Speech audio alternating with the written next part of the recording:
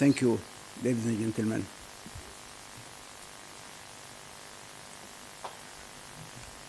Bismillah ar-Rahman ar-Rahim. Ladies and gentlemen, I am delighted to be here today to take part in this important conference and to speak in this session on Churchill and Islam. Churchill's involvement in the Sudan was an important aspect of his amazing life. Churchill showed a remarkable degree of insight into the religion of Islam.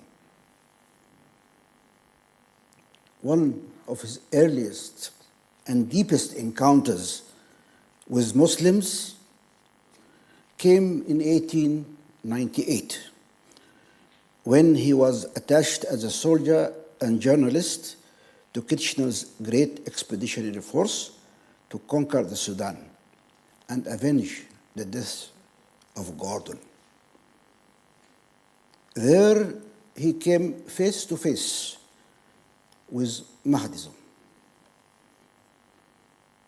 The Mahdi was not only waging a war against the corrupt Turkish Empire, but was leading a revolution to reform the whole of Islam. The Mahdi saw himself not just as a Sudanese national leader, but as the expected savior that the Prophet Muhammad has promised the Muslim world, that will come, achieve justice, and show the true path for the faithful in difficulties and despair. The Mahdi claimed that he had received direct inspiration from the Prophet Muhammad, and that his divine path was to revive the path of the Quran and the Sunnah, and to establish a new doctrine for the future of Islam. Mahdism was a reformation movement within the Muslim world. It had no quarrel with Christianity or any other religion, nor was it a movement against the West as such. But British colonialism inevitably brought them into conflict. When Churchill arrived in Sudan in 1898, he would have heard all about the Mahdi's relations of Gordon, who was killed, not murdered, in a battle in 1885. The Mahdi deliberately prolonged the siege of Khartoum just in order to give Gordon the chance of changing his mind. He went as far as to say, please do not commit suicide, because the military situation was really suicidal. Churchill noted in the River War that General Gordon proposed to visit the Mahdi himself and to arrange matters with him personally, Perhaps he recognized a kindred spirit, but of course he wasn't allowed to do that. He was forbidden from going to the Mahdi and meeting him. The correspondence between the Mahdi and General Gordon, together with General Gordon's journals, shed an interesting light in their relationship. Gordon's first letter to the Mahdi shows that he thought the Mahdi was simply seeking power and control over the West, and proposed that he become ruler of the West. But he missed the point that Mahdism was something else. Gordon's last letter to the Mahdi was much reconciliatory. After all, the two men were not so far apart. In contrast to the aggressive tone of his previous letters, Gordon told the Mahdi that he would open the gates of Khartoum and allow its citizens to go over to the Mahdi, because he was sure that he will treat them well. The Mahdi himself died 6 months later.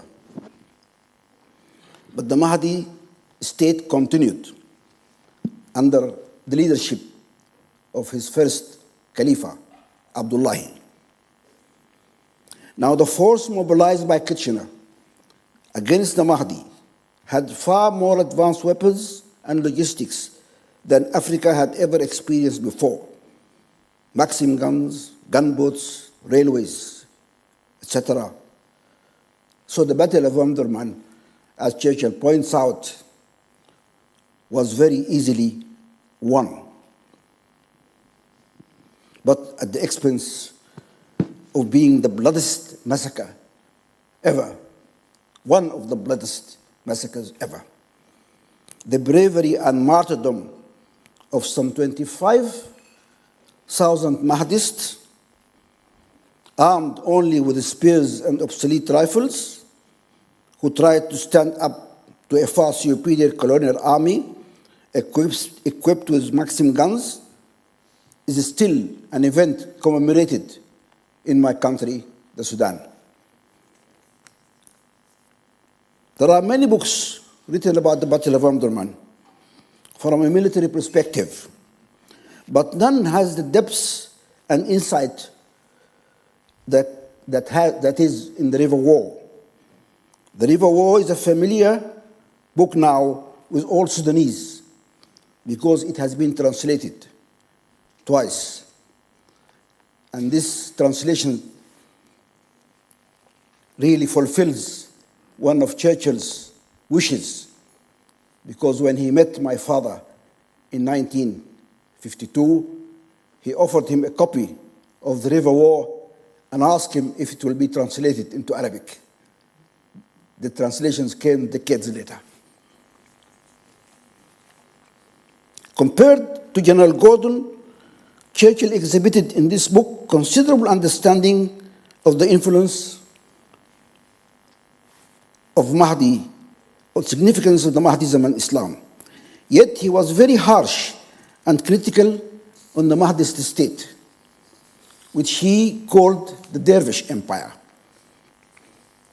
Now, dervish, to call the Mahdist dervish, was forbidden by law in the Mahdist state. It is thought to be a contemptuous term.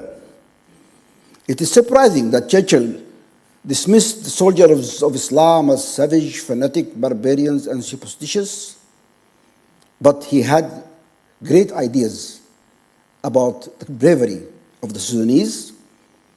He said their bravery was never equaled, but surpassed. Was never surpassed. In spite of his critical opinion of the Mahdist state, Churchill's assessment in the River War was a positive one of the Mahdi. He did not share the views of those who thought the Mahdi was merely a commonplace religious impostor, noting that the Mahdi has achieved significant triumphs in his lifetime and deserved to be regarded as one of the heroes of his race. Churchill also described the Mahdi as a man of considerable nobility of character, a priest, a soldier, and a patriot who had won great battles, stimulated and revived religion, diminished slavery by changing slaves into soldiers and by holding the brotherhood of the Muslims between slaves and non-slaves. Churchill went even further in showing his sympathy for the Mahdi and in his introduction to a book, The Mahdi of Allah, written by a German, Richard Bannerman. He stressed there that the Mahdi was inspired by a sincere religious enthusiasm and wanted to establish the rule of the saints. Ladies and gentlemen, the relationship between the Mahdists and Great Britain took a dramatic turn after the First World War. In return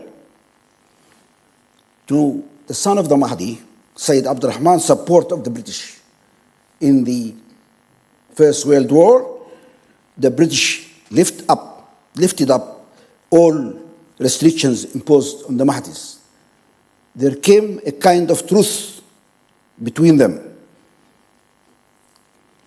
In 1919, a historic meeting took place between my father and King George V and Sayyid Abdurrahman, who came to London as part of the delegation to congratulate the British on success in the war. The former bitter enemies were miraculously now friends. A new, more positive phase in their relationship began, in which Sayyid Abdurrahman, my father, revived Mahdism, but renounced the use of violence. He visited the United Kingdom a number of times to discuss independence with British governments. In 1952,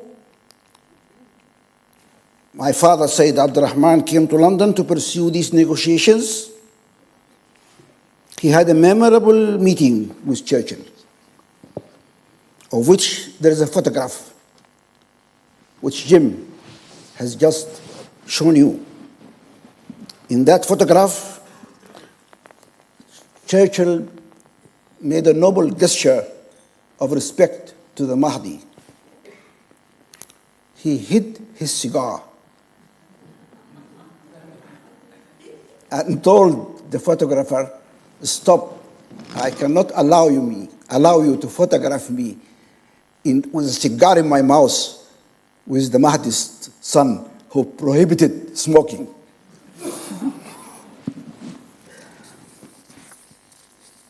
We are very proud of that picture, and we keep saying, had Churchill had his cigar on, we probably would find it very difficult to exhibit the picture anyway.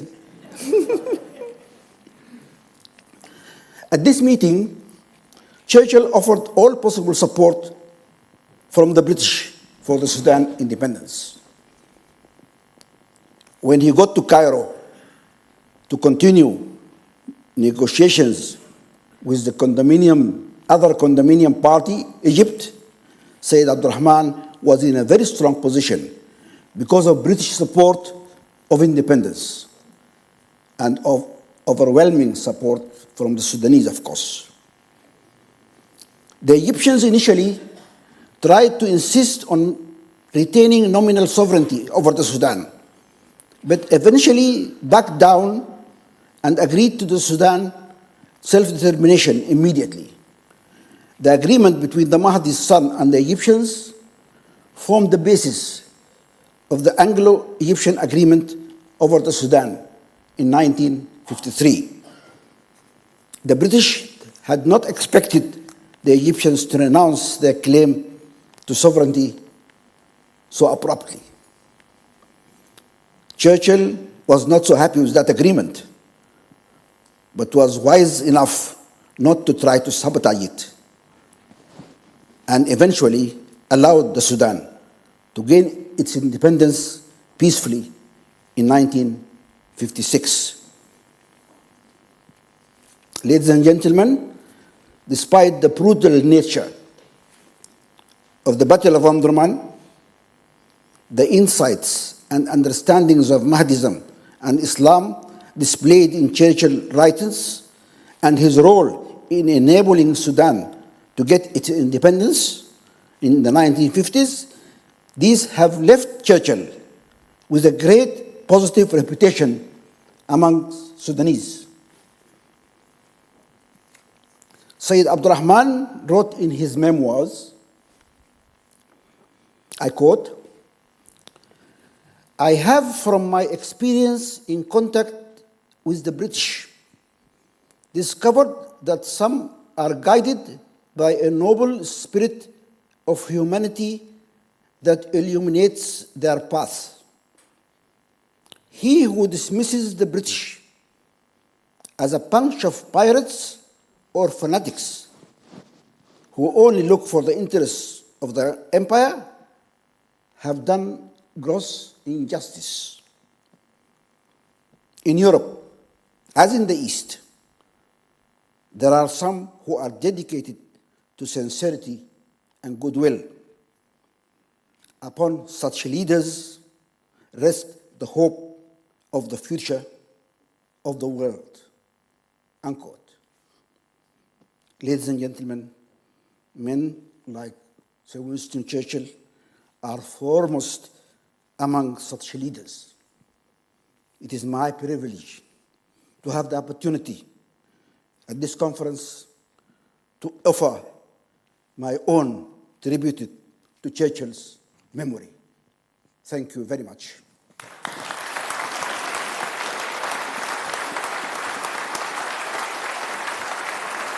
Well done. Thank you very much. Thank you. Thank you. Thank you.